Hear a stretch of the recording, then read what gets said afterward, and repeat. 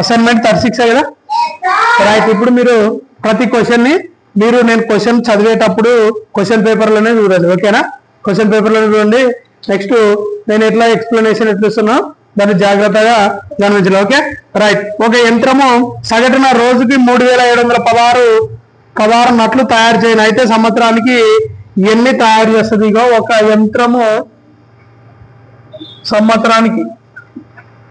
యంత్రము రోజుకి, సంవత్సరానికి కాదు, ఫస్ట్ రోజుకు ఎన్ని నట్లు తయారు చేస్తామా అంటే 3716 నట్లు తయారు చేస్తుంది.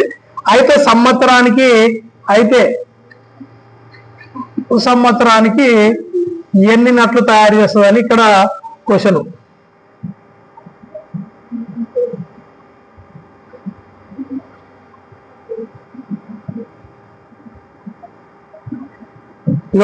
ఒక యంత్రం రోజుకి 3716 అట్లే పెట్టుకో, 3716 నట్లు తయారు చేయను. ఇగో చూడమ్మా, ఒక యంత్రము, ఒక మిషన్, యంత్రం అంటే మిషన్ కదా, అయితే ఆ మిషన్ ఒక రోజుకి 3716 నట్లు తయారు చేస్తుంది ఒక రోజుకి. అయితే క్వశ్చన్ ఏంటి ఇక్కడ, సంవత్సరానికి ఎన్ని నట్లు తయారు చేస్తుంది అంటే, మరి ఒక రోజుకి 3716 నట్లు ఇంటూ సంవత్సరానికి అన్నప్పుడు సంవత్సరానికి ఎన్ని రోజులమ్మా? 365 రోజులు. కాబట్టి ఒక రోజు తయారు చేసే నట్లను 365 రోజులతో మల్టిప్లికేషన్ చేస్తే మనకు ఆన్సర్ వచ్చేస్తుంది. ఆన్సర్ కూడా ఏ విధంగా గుర్తించాలంటే మీరు చూడండి, ఆప్షన్ ఏలో ఏముందమ్మా 42 150, ఆప్షన్ బిలో 1356340, సిలో ఏముంది 3312190, డిలో ఏముంది 1451430. ఓకే, ఇట్లా ఉంది. మీరు ఏం చేస్తారంటే ఈ మొత్తం ఆన్సర్ ని చేయకుండా కొంతవరకు చేసేనా కూడా ఆన్సర్ వచ్చే విధంగా ఉంటుంది. కాబట్టి చూద్దాం, ఒక్కొక్క నెంబర్తో ఆన్సర్ చేయాలి. 5 6 30 అంటే 0 ఇక్కడికి వచ్చేస్తుంది. 5 1 5, 5 1 3 8, నెక్స్ట్ 5 7 30, 5 అంటే 5 ఇక్కడికి వచ్చేసి 5 3 15, 15 1 3 18. నెక్స్ట్ ఇక్కడ రాసుకోకుండా నెక్స్ట్ నెంబర్ కి వదిలిపెట్టేసాం. 6 6 36 అంటే 6 ఇక్కడికి వచ్చేస్తుంది కదా. నెక్స్ట్ 6 1 6, 6 1 3 9. నెక్స్ట్ 6 7 42 అంటే 2 ఇక్కడికి వచ్చేస్తుంది. నెక్స్ట్ 6 3 18, 18 1 4 22. ఇప్పుడు చూడమ్మా, మనకు ఈ ఇంకొక నెంబర్ తో చేసేది ఉంది. దాని కొద్ది ముందు ఒక్కసారి చూద్దాం. ఒకట్ల స్థానంలో ఏమి రావడానికి, ఇగో ఇక్కడ ఇంటూ పెట్టినామంటే ఇక్కడ రాదు, మళ్ళీ ఇక్కడ ఈ నెంబర్ వదిలిపెట్టి ఇక్కడ నుంచి రావాలి కదా. కాబట్టి ఇప్పుడు మనకు ఒకట్ల స్థానము, పదుల స్థానం వచ్చేసినాయి. ఒకట్ల స్థానంలో 0, పదుల స్థానంలో 8 6 14, ఇక్కడికి ఒకటికి వచ్చేసింది 4 0. ఇగో ఈ 4 ఆప్షన్ లో లాస్ట్ 4 0 ఎక్కడుందమ్మా? ఇంతే, మొత్తం చేసేదండి. ఎందుకంటే మీకు కావాల్సింది సరైన ఆప్షన్. సరైన ఎగ్జామ్ లో మీరు ఎంచుకోవాల్సింది సరైన ఆప్షన్ ఎంచుకుంటేనే మార్క్ వస్తుంది కదా. ఇప్పుడు మీకు సరైన ఆప్షన్ వచ్చిందా అంటే ఇంకా మొత్తం చేసేదని. ఎందుకంటే మీకు ఇప్పుడు చెప్పబోయే టాపిక్స్ ఇంతకు ముందు ఈ విధంగా మల్టిప్లికేషన్ ఏ విధంగా చేయాలనేది మీకు అంతా తెలుసు. కానీ మీకు మొత్తం తెలిసినది చేసినా కూడా మీకు అక్కడ టైం వేస్ట్ అవుతుంది. కాబట్టి మీరు ఏం చేయాలా, తక్కువ టైంలో ఇప్పుడు మళ్ళీ ఈ నెంబర్ తో మల్టిప్లికేషన్ చేయడానికి మీకు ఈజీగా 1 minute 2 minutes వేస్ట్ అయిపోతుంది. కాబట్టి టైం వేస్ట్ కాకుండా తక్కువ టైంలో ఎక్కువ క్వశ్చన్స్ అటెంప్ట్ చేయాలంటే ఇప్పుడు నీకు మొత్తం దీన్ని ఆన్సర్ చేయాల్సిన అవసరం చేసినా కూడా ఇది వస్తుంది. కానీ మీకు ఏం చేయాలా, ఒకట్ల స్థానంలో 0, పదుల స్థానంలో 4, మొత్తం 40 ఉండేది ఎక్కడుంది? కాబట్టి ఆన్సర్ అంతే. ఓకే, మీకు మల్టిప్లికేషన్ చేయడం అంతా వచ్చు, కానీ మీకు ఇప్పుడు ఎగ్జామ్ లో మాత్రం మొత్తం నాకు వచ్చు అని చెప్పేసి చేస్తూ ఉంటూ టైం వేస్ట్ చేయకూడదు. ఓకేనా? మనం ఏం చేయాలి, ఎగ్జామ్ లో సరైన ఆప్షన్ ఎంచుకోవాలి. ఓకే, సరైన ఆన్సర్ చేయడం కాదు, సరైన ఆప్షన్ 4 ABCDలో సరైన ఆప్షన్ ఎంచుకోవడమే మన యొక్క లక్ష్యం. Next question 2. 4 అంకెల పెద్ద సంఖ్య, 4 అంకెల పెద్ద సంఖ్య మరియు 5 అంకెల చిన్న సంఖ్య, 5 అంకెల మొత్తం అంటే ఏం చేయాలా? అడిషన్ చేయాలి. అడిషన్. మరి 4 అంకెల పెద్ద సంఖ్య. అరే ఫస్ట్ అంకెలలో పెద్ద అంకె ఏదిరా? అంకెలలో పెద్ద అంకె. Very good. ఏది? మరి 4 అంకెల పెద్ద అంకె అంటే 4 ఉండాలా? ఎన్ని 9? 4 9 ఉండాలి. నెక్స్ట్ 5 అంకెల చిన్న సంఖ్య. ఫస్ట్ అంకెలలో చిన్నది అంటే 0 వస్తుంది, కానీ ఫస్ట్ మనం 0 రాసుకుంటే దానికి విలువ ఉంటుందా? ఉండదు. కాబట్టి ఫస్ట్ 1 రాసుకోవాలి. తర్వాత అన్ని జీరోస్. 1 2 3 4 మొత్తం 5 అంకెలు అయినా 1 2 3 4 5 అయినా. ఇప్పుడు ఏం చేయాలా? 9 9 9 9 1 1 4 9. ఆన్సర్ ఏనా? ఎక్కడుంది? ఏనా? రైట్. Next question number 3. 789ను 789ను ఎంత చే గుణిస్తే, 789ని ఎంత చేత గుణిస్తే మనకు ఆన్సర్ అనేది 789 0 వస్తుంది అని ఇక్కడ క్వశ్చన్. అంటే మనం ఏదో ఒక నెంబర్ ని దీంతో 789తో ఇంటూ చేస్తే, మల్టిప్లికేషన్ చేస్తే ఈ నెంబర్ వస్తుందంట. మరి ఏ నెంబర్ వస్తుంది అంటే ఇక్కడ చూడండి అమ్మా. 2 10 2 5 10 0. అంటే ఇక్కడ క్వశ్చన్ ఏందమ్మా అంటే మనకు 789ని ఏ నెంబర్ చేత గుణిస్తే ఇంత వస్తుంది అంటే, ఇప్పుడు మీకు 2ని దేనితో గుణిస్తే 10 వస్తుందని చెప్పండి. 2ని 2ని దేనితో గుణిస్తే 10 వచ్చింది? 2ని 5 చేత గుణిస్తే 10 వచ్చింది. కాబట్టి 789ని ఎంత చేత గుణిస్తే, 789ని ఇట్లా రాసుకున్నాం. ఇగో నేను ఎందుకు ఇది ఎగ్జాంపుల్ ఎందుకు చెప్తున్నా అంటే, మీకు 2ని 10 చేత భాగిస్తే 5 వచ్చింది. మీకు 10 రావాలంటే ఈ నెంబరు ఓకే. ఇక్కడ ఈ 2ని 5ని మల్టిప్లికేషన్ చేస్తే 10 వస్తుంది కదా. కాబట్టి ఇక్కడ ఉన్న 789ని ఇక్కడ వచ్చే మీకు భాగఫలం ఎంతైతే వస్తుందో దీన్ని ఇంటూ చేస్తే మధ్యలో నెంబర్ వస్తుంది కదా. ఇప్పుడు వచ్చింది కదా. దీన్ని ఈ చివరి 2 నెంబర్లు చేస్తే 2 5 10 వచ్చింది కదా. కాబట్టి 789ని మనకి చివరిలో ఏ నెంబర్ వస్తే ఆ రెండింటి ఇంటూ చేస్తే ఈ మధ్యలో నెంబర్ వస్తుంది. కాబట్టి మధ్యలో నెంబర్ ఇప్పుడు ఏం వేసుకున్నాము? 789 0. ఓకే. ఇప్పుడు మనకు దీన్ని 789ని 789 చేత ఈ నెంబర్ ను డివిజన్ చేస్తే మనకి ఇక్కడ భాగఫలం వస్తాయి కదా. ఆ భాగఫలము మరియు ఇది విభాజకం చేత ఏం చేస్తే మల్టిప్లికేషన్ చేస్తే ఏమొస్తుందమ్మా అంటే మనకి మధ్యలో నెంబరు అనేది వచ్చేస్తుంది, విభాజ్యం అనేది వచ్చేస్తుంది. ఇప్పుడు చూడండి 789 ఒకట్లో 789 789 2 క్యాన్సిల్ అయిపోతే 0 కదా. ఓకే కదా. 9 9 0 8 0 7 0. ఫస్ట్ నెక్స్ట్ ఏం చేయాలి? ఒక నెంబర్ దింపుకుంటాము, కానీ అది చిన్నగా 789 కంటే చిన్నగా అయితే కాదా అయితే. కాబట్టి నెక్స్ట్ ఇంకో నెంబర్ దింపుకోవాలి అంటే ఇక్కడ 0 పెట్టుకోవాలి. రైట్. ఇప్పుడు కూడా సరిపోదు. ఇది 3 నెంబర్ రాయా, ఇది 2 నెంబర్ రాయా, సరిపోయినా? సరిపోదు. కాబట్టి మళ్ళీ ఇంకో నెంబర్ని ఇగో 7ని దింపుకున్నాం. 7ని దింపుకున్న తర్వాత 8ని దింపుకోవాలి. నెక్స్ట్ మళ్ళీ ఇప్పుడు ఇవి 2 నెంబర్లే, మళ్ళీ ఇంకో నెంబర్ దింపుకోవాలంటే మళ్ళీ 0 పెట్టుకోవాలి. 9. ఇప్పుడు సరిపోయిందా? ఇప్పుడు సరిపోయింది కదా. ఇక్కడ 3 నెంబర్లు, ఇక్కడ 3 నెంబర్లు, అవి కూడా సేమ్ నెంబర్లు. మళ్ళీ కూడా 7 8 9 1 7 8 9. మళ్ళీ కూడా 9 లో 9 పోతే 0 8 8 0 7 7 0 అయిపోయింది. ఇప్పుడు మేము మిగిలిన 0ని దింపుకున్న లాభం లేదు కాబట్టి దీన్ని ఇక్కడ పంపించేద్దాం. ఓకే. ఆప్షన్ డీనా. నెక్స్ట్ క్వశ్చన్ నెంబర్ 4 చూడమ్మా. Question number 4. 16 28 మరియు 16, 28 మరియు 40ల కాసాగు. ఇగో నేను 3 నెంబర్ల కాసాగు కట్టేటప్పుడు 16, 28, 40 ఉన్నాయి కదా. ఇక చూడమ్మా అందరు 16, 28, 40ల కాసాగు కట్టేటప్పుడు వీటిలో అన్నిటికీ చిన్న నెంబర్ 16.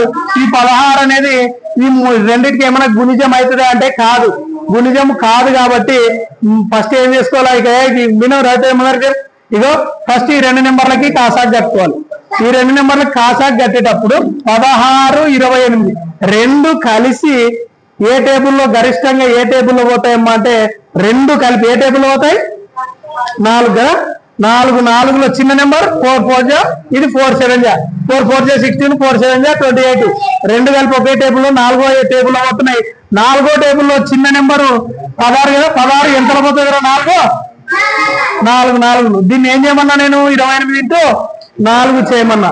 28 ఇంటూ 4 చేస్తే ఓకే 4 8లో 32, 4 8 32 అంటే 3 ఇక్కడ ఉంటుంది, 4 2 8 8 1 3 11 112 వచ్చింది. ఇవి రెండింటి కాసాగా అయిపోయింది.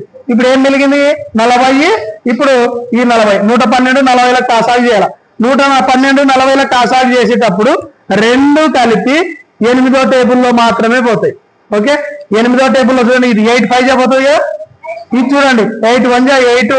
ఇక్కడ ఏం మిగిలింటది 3 మిగులుతుంది, 3 32 అవుతుంది కదా. 3 మిగిలితే 32, 8 4 జా 32 సరిపోయింది. కాబట్టి 2 కలిపి 8వ టేబుల్లో పోతున్నాయి. 2 కలిపి 8వ టేబుల్లో పోతున్నాయి. అయితే చిన్న నెంబరు 8లో ఎంతలో పోతుంది 8 5 జా. సో ఈ వచ్చిన 5ని 112 తోట మల్టిప్లై చేయాలి. ఇగో మల్టిప్లై చేసేటప్పుడు ఏం లేదు, 100ని 5తో ఇంటూ చేస్తే ఎంత వస్తుందిరా 100 5 500. ఓకే నెక్స్ట్ 100తో అయిపోయింది. 112లో 100 అయిపోతే ఇంకెంత మిగిలింటది ఇక్కడ 12. సో 12 5 60, 500 ఒక 60, 560. కాసాగు అనేది ఎంత అమ్మా 500. కాబట్టి option D. Next question number 5.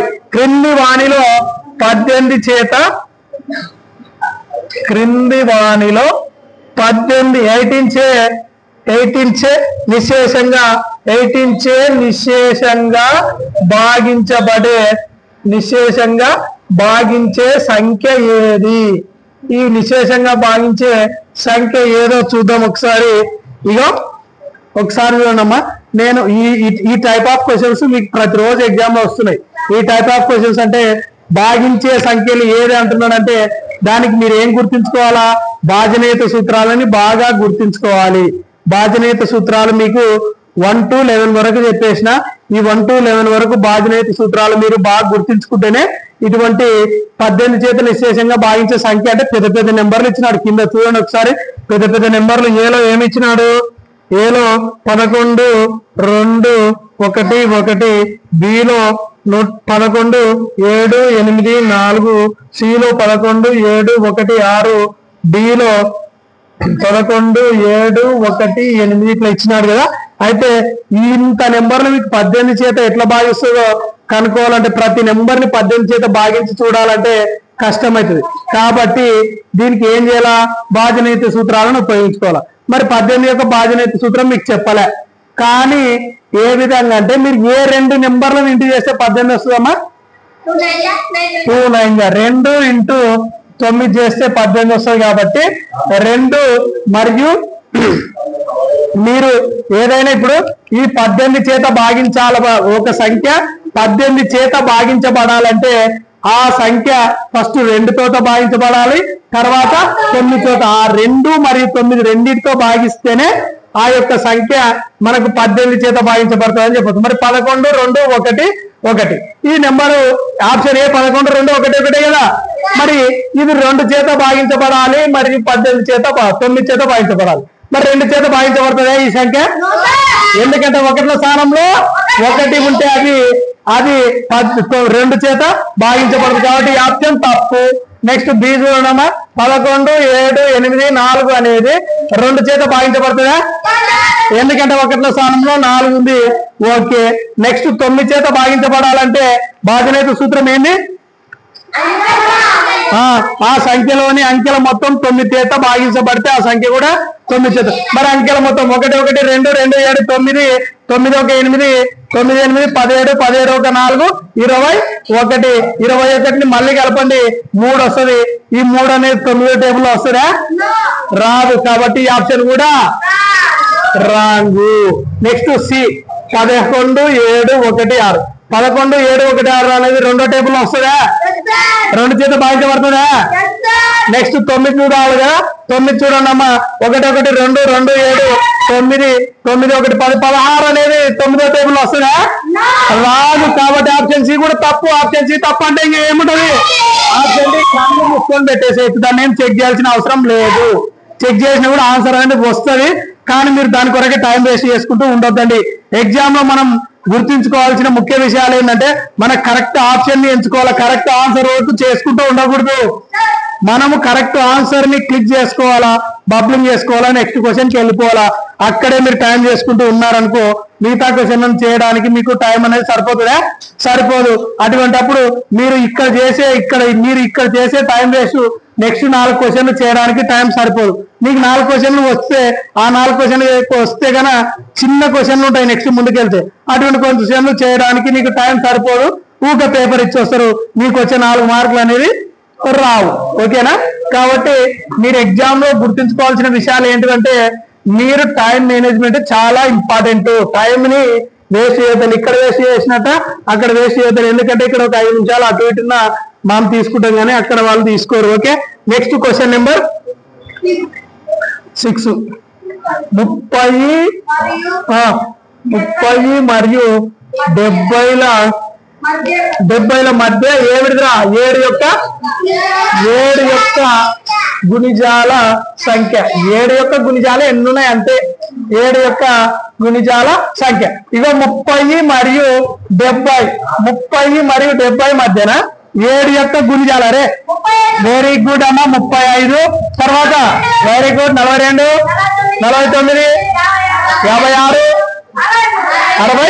63 అంతే ఈ రెండింటి మధ్యలో అన్నాడు 30కి 70 మధ్యలో ఎన్నున్నాయి 1 2 3 4 5 ఆప్షన్ సీనా very good next question number 7 కదా చూడండి అమ్మా 5/9 మైనస్ 1/3 మైనస్ 1/6 దీన్ని ఏమన్నాడంటే ఇది ఫ్రాక్షన్స్ యొక్క తీసివేతలో ఉంది తర్వాత ప్లస్ ఉన్నాయి ఇగో ఇది భిన్నాలే కదా భిన్నాలుగా ఇది దీనికి ముందర ఏం లేదంటే అర్థం ఏంటంటే ప్లస్ ఉన్నట్టు అర్థం తర్వాత వీటికి మాత్రం మైనస్లు ఉన్నాయి అంటే కొన్ని మైనస్ చేయాలా కొన్ని ప్లస్ చేయాలా అయితే దీన్ని ఏం చేయాలా ఫస్ట్ ఈ విధంగా చేయాలనుకుంటే ఈ 9 3 6 అనేటివి హారాలు వీటి యొక్క కాసాగు కనుక్కోవాలి 9 3 6 9 3 6 లో చిన్న నెంబర్ ఏదిరా 3 అనేది దీనికి ముందర ఏమన్నా 3కి ముందర ఇగో నేను ఒక ఆర్డర్ మీద రాసుకుంటా 3 6 9 రాసుకోవచ్చుగా ఏం లేదు ఒక ఆర్డర్ మీద రాసిన ఇదే నెంబర్ మీద తిప్పి ఆర్డర్ మరి ఈ 3టి కాసా కట్టేటప్పుడు ఫస్ట్ చిన్న నెంబర్ 3 తీసుకున్నాం ఈ 3కి తర్వాత 6 9 ఏమైనా గుణిజాలు అవుతాయా అయితే 3వ టేబుల్లో 6 వస్తుంది 9 వస్తుంది కాబట్టి దాన్ని తీసేయండి నెక్స్ట్ 6 9కే మీరు కాసా కట్టేది 6 9 కాసా కట్టేటప్పుడు 2 నెంబర్లో మీకు 6 9 అనే నెంబర్లు గరిష్టంగా ఏ టేబుల్లో పోతాయి 3వ టేబుల్లో చిన్న నెంబర్ ఎంత పోతాయమ్మా 3 రెంట్ల సో ఈ రెండింటి ఏం చేయాలా 9 2 కాబట్టి కాసాగ్ అనేది 18 9 రెంట్ల 18 కాసాగ్ ఎంతమ్మా 18 అంటే ఈ 3 భిన్నాలకు 18 కాసాగ్ అవుతుంది ఈ భిన్నానికి 3 భిన్నాలకు కాసాగు 18 కాబట్టి ప్రతి భిన్నాన్ని 18 చేత మల్టిప్లికేషన్ చేసుకోవాలి గుర్తు ఏముందమ్మా మైనస్ 1/3 ఇంటూ 18 మళ్ళీ మైనస్ 1/6 దీన్ని కూడా 18 ఇప్పుడు అయిపోయింది ఇంకా ఇప్పుడు ఏం చేయాలంటే ఇక్కడ ఏమైనా క్యాన్సిల్ అయితే క్యాన్సిల్ 9 1 9 2 3 1 3 6 1 6 3 ఇప్పుడు పైన 5 2 ఇవి రెండిట్లో 5 into 2 ఎంత మిగిలింది దీంట్లో 5 2 10 మిగిలింది 10 గుర్తు ఏముందమ్మా ఇక్కడ మైనస్ ఇక్కడ ఏం మిగిలింది 1 into 6 మిగిలింది అంటే ఎంత ఎదురా 6 ఇక్కడ ఏం గుర్తుంది మైనస్ ఇక్కడ ఏం మిగిలింది 1 into 3 మిగిలింది అంటే 3 అవుతుంది బై 18 నెక్స్ట్ ఇగో నేను ఏం చెప్పినా ఫస్ట్ మైనస్ల కాడికి చేసుకోవాలి, ప్లస్లు తర్వాత చేసుకోవాలి. ఇగో 10 అనేది అట్లే పెట్టుకుందాం, ఎందుకంటే ఇది ప్లస్ అనే అర్థం. ఇక్కడ మైనస్లు 2 మైనస్లు ఉన్నాయంటే రెండింటిని కూడుకోవాలి, రెండింటిని అడిషన్ చేయాలి, కానీ గుర్తు మాత్రం మైనస్ పెట్టాలి. ఇగో ఈ 2 మైనస్లకు 1 మైనస్, కానీ రెండింటిని కలపాలి. 6 3 9 బై 18. 10లో 9 పోతే ఎంతమ్మా? 1/18 మీ యొక్క ఆన్సర్. 1/18 అనేది మీ యొక్క ఆన్సర్. కాబట్టి ఆప్షన్ ఏ లేరా? Next question number 8. 8 చూడమ్మా. 8 16 divided by 2 plus 42 divided by 7. Okay right. ఇప్పుడు చూడండి ఇక్కడ డివైడెడ్ బై ఇచ్చినాడు. ఫస్ట్ మీకు వి బాట్మాస్ రూల్ ప్రకారం ఇది సూక్ష్మీకరణకు సంబంధించిన లెక్క. ఇది వి బాట్మాస్ రూల్ ప్రకారము ఫస్ట్ మీరు బ్రాకెట్స్ ని రిమూవ్ చేసుకుంటూ రావాలి. మరి బ్రాకెట్స్ ఫస్ట్ ఈ చిన్న బ్రాకెట్ ను రిమూవ్ చేద్దాం. ఇగో ఈ బ్రాకెట్ ని రిమూవ్ చేస్తే ఏమవుతుంది? 42/7 కదా. 42 డివైడెడ్ బై అది మైనస్ 42 డివైడెడ్ బై 7 అంటే 42 డివైడెడ్ బై 7 అంటే 42/7 రాసుకోవచ్చు కదా. 42/7 అంటే ఎంత? 7 1 7 6 అంటే ఈ బ్రాకెట్ కాడికి ఎంత మిగిలి? 6. తర్వాత 6 ఇది ఒక 2 + 6 కదా. 2 + 6 అంటే ఎంత అవుతుందమ్మా? 8. మొత్తం దీనికి ఆడికి ఎంత మిలిగా? ఇంకా 8 అంటే 16 డివైడెడ్ బై 8 కదా. 16/8 కాబట్టి 8 1 8 ఫైనల్ గా 2. కాబట్టి ఆప్షన్ డూనా right. Next question number 9. Question number 9. ఒక కరపత్రాల కట్ట 54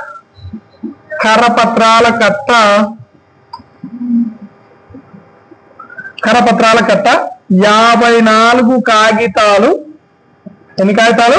54 కాగితాలు కలిగి ఉండి, ఒక కరపత్రాల పట్టలో 54 కరపత్రాలు కలిగి ఉండి 1.458 సెంటీమీటర్ల మందము కలిగి ఉంది. అయితే ఒక్కొక్క కాగితం యొక్క మందం ఎంత?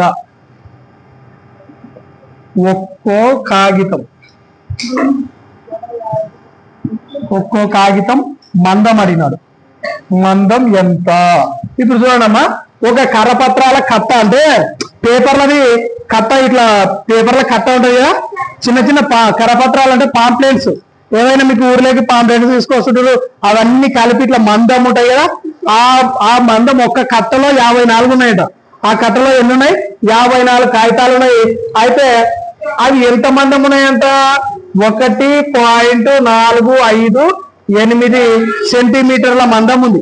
1.458 సెంటీమీటర్ల మందం ఉంది. అయితే మొత్తం ఈ మందము ఎన్ని కాగితాలు? 54 కాగితాలు. మరి 54 కాగితాలు ఇంత మందం ఉన్నాయంటే ఒక్కొక్క కాగితము, ఇప్పుడు ఫర్ ఎగ్జాంపుల్ మీకు ఒక బాక్స్ లో 50 కేజీల యాపిల్ పండ్లు ఉన్నాయి. ఓకే, 50 కేజీల అరటి పండ్లు ఉన్నాయి. అయితే 50 కేజీలు ఉన్నాయి. అవి మొత్తం బాక్స్ లో ఎన్ని? ఒక బాక్స్ లో 10 యాపిల్ పండ్లు ఉన్నాయి. ఎన్ని పండ్లు ఉన్నాయి? 10 యాపిల్ పండ్లు ఉన్నాయి. వాటి యొక్క బరువు వచ్చేసి 50 కేజీలు. వాటి యొక్క బరువు 50 కేజీలు. వాటిలో ఎన్ని పండ్లు ఉన్నాయి? 10 పండ్లే ఉన్నాయి. మరి ఒక్కొక్క పండు బరువు ఎంత? 5. ఎట్లా చేసినారు అంటే బై 10 చేసినావు కదా. బై 10 చేస్తే 10 ఒకట్ల 10 5. ఇది కూడా అంతే. మొత్తం కాగితాల బరువు వచ్చేసి, మొత్తం కాగితాల బరువు 1.458. ఓకే, అంటే మొత్తం బరువు కాదు, మొత్తం మందం. అయితే ఎన్ని కాగితాలు? 54 కాగితాలు. కాబట్టి మొత్తం కాగితాల మందాన్ని మొత్తం కాగితాలతో డివిజన్ చేస్తే మనకు ఒక కాగితం మందం అనేది తెలుస్తుంది. సో ఇప్పుడు చూడండి, ఈ విధంగా వచ్చినప్పుడు నేను ఏం చెప్పిన, పాయింట్లు ఉన్నప్పుడు పాయింట్లను తీసేసేయాలి. పాయింట్లను తీసేసి రాసుకోవాలి. పాయింట్లను తీసేయాలంటే ఏమవుతుందమ్మా? ఏం లేదు, జీరోలు ఏం పెట్టుకోవద్దండి. పాయింట్స్ తీసేయాలన్నప్పుడు మీకు కింద పైన పాయింట్లు ఏమైనా ఉన్నాయో చూడండి. పైన మాత్రమే పాయింట్లు ఉన్నాయి. పైన ఎన్ని తర్వాత పాయింట్ తర్వాత ఎన్ని నెంబర్లు ఉన్నాయి? 3 నెంబర్లకు పాయింట్ ఉంది. కింద ఏమైనా ఉన్నాయా? లేవన్నప్పుడు పైన 1 4 5 8 అయితే ఎన్నిటికి? 3టికి ఉంది. పైన 3టికి ఉంది, కింద లేదన్నప్పుడు మీకు ఏం చేయాలి? పైన 3టికి తీసేస్తున్నామంటే కింద 3టికి 0 3 0 వేసుకోవాలి. 54 కదా. ఓకే, కింద ఎన్నిటికి పెట్టుకోవాలా? 3టికి 0. ఎందుకు పెట్టుకుంటున్నామంటే పైన 3టిని పాయింట్ లేకుండా రాసినాం కాబట్టి కింద 3టికి 0. ఇంతే, మీరేమి ఓకే 1000తో 10తో 100తో ఇంటి చేయద్దండి. మీరు పైన కింద చూడండి, పాయింట్లు కింద ఎక్కుంటే పైన దానికి 0 పెట్టాలి, పైన పాయింట్లు ఎక్కుంటే కింద దానికి 0 పెట్టాలి. పైన 3టికి ఉన్నాయి పాయింట్లు కాబట్టి కింద 3 0 పెట్టేస్తాం, పైన ఉన్న నెంబర్ ఉన్నట రాసేస్తాం. ఇప్పుడు ఏం చేయాలా? డివిజన్ చేసేయాలి. డివిజన్ చేసేటప్పుడు చూడండి, డివిజన్ చేసేటప్పుడు ఇక 54లో పోతుందా? 54లో చూడండి ఒకసారి, డైరెక్ట్ నేను 54లో కట్ చేసేస్తా. డైరెక్ట్ 54 1 జా 54, 54 2 జా 108 కదా. 145లో 108 తీసేద్దాం. 15లో 8 పోతే 7, ఇక్కడ 3 ఉంటుంది, 37 మిలిగా. 37 మిలిగింది. 37 నెక్స్ట్ ఇక్కడ ఇంకేం మిలిగిందమ్మా? 8 కదా. 37 ఇక్కడ పక్కలకు వచ్చేస్తే 378 అయితే ఈ 378 అనేది 54 టేబుల్లో ఎక్కడ వస్తుందో ఒక్కసారి చూడండి. 54 2 అయితే రాదు కదా. 378 అంటే దాదాపుగా 5 దాటిన తర్వాతనే సురేంద్ర 54 తర్వాత 5. ఇప్పుడు 50 × 5 చేస్తే ఎంత? 250 కదా. 5 5 జా 25. 25 అంటే 50ని 5 టైమ్స్ ఇంటూ చేస్తే 250 వస్తుంది. కానీ 250 కంటే ఎక్కువనే ఉంది. ఇది 250 కంటే ఎక్కువనే ఉంది కాబట్టి 54 6 జా చూద్దాం. 6 4 జా 24 అంటే 4 ఇక్కడికి వస్తుంది. 6 5 జా 30, 31 32 3 2 4. కానీ సరిపోతుందా? 378కి సరిపోలే కాబట్టి 54 × 7 చేద్దామా? 54 × 6 చేస్తే సరిపోలే కాబట్టి 54 × 7 చేస్తే 7 4 జా 28 అంటే 8 ఇక్కడికి వచ్చేది. 7 5 జా 35, 35 1 37. సరిపోయిందారా? ఎంతలో పోయిందమ్మా? 54 7 జా 54 7 జా 378 అయిపోయింది. ఇప్పుడు కింద 3 0 మిగిలినాయి. ఇక్కడ చూడండి, పైన ఏం మిగిలింది? 27, కింద 1 3 0 మిగిలినాయి. దీన్ని ఇప్పుడు కింద 1000 చేత 27ని 1000 చేత భాగించాలన్నప్పుడు 27 ఉన్న నెంబర్ ఉన్నట్లే రాసుకోవాలి. కింద ఎన్ని 0 ఉన్నాయమ్మా? 1 2 3. ఇక్కడ 3 తర్వాత పాయింట్ పెట్టాలి. 1 2 మరి 3 లేవు, ఏం పెట్టుకోవాలా? ఇక్కడ పాయింట్ 0.027 అనేది మీ యొక్క ఆన్సర్ అవుతుంది. నెక్స్ట్ ఆప్షన్ ఏ ఆప్షన్ అది?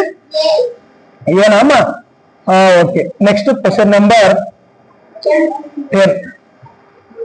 ఒక సీసా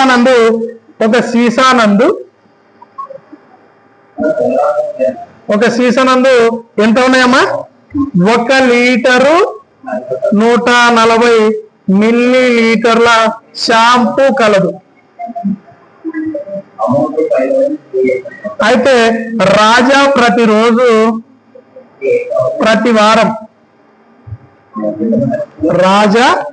వారం 95 మిల్లీలీటర్ల షాంపూ వాడతారు.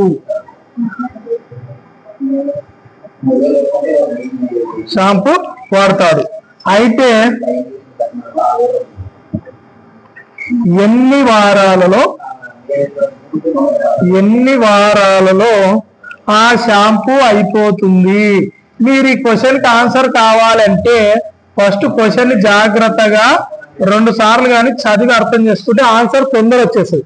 ఇక్కడ ఏమైందంటే ఒక సీసా నందు 1 లీటరు 140 ml షాంపూ కలదు. ఒక సీసా ఉంది కదా, ఇగో షాంపూ సీసా ఉంటుంది కదా, ఆ షాంపూ సీసాలో ఎంత ఉందమ్మా అంటే 1 లీటరు 140 మిల్లీలీటర్ల షాంపూ ఉంది.